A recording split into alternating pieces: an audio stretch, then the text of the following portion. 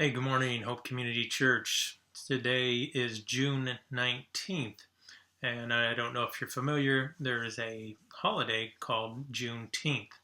And the origins of the holiday is in 1865, Union troops came into Galveston, Texas, and declared that the Civil War was over and the slaves in the state of Texas were to be set free.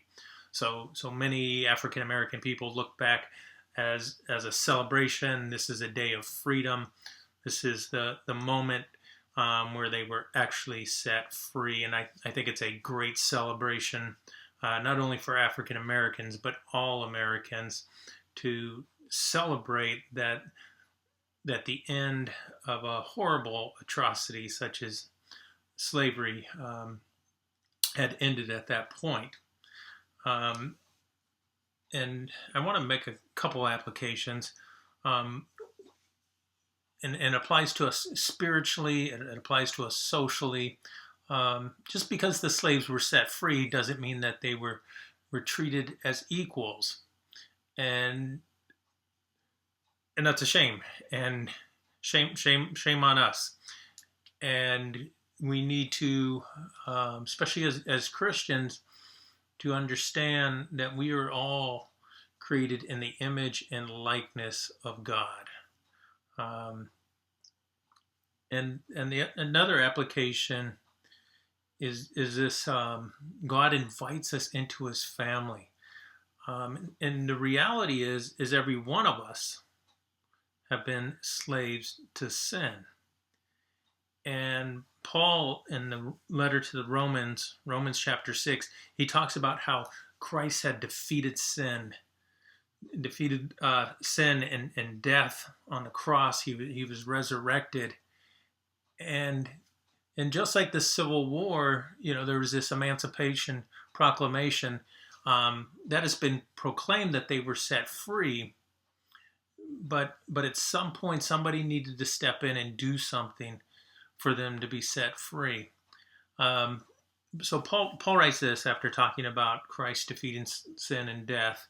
He says, "What then? Are we to sin? Are we to sin because we're not under the law, but under grace? By no means. Do you know that if you present yourselves to anyone as obedient slaves, you are slaves to the one you obey, either sin, which leads to death, or of obedience, which leads to righteousness?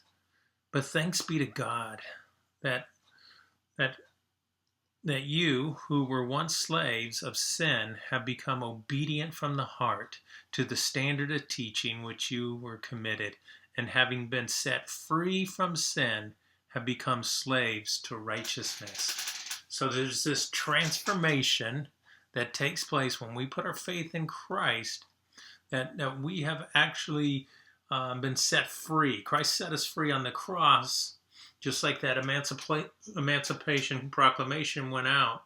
But the reality that we experience it is when we put faith in Christ. And there's an ongoing thing that we need to continue to submit ourselves to Christ.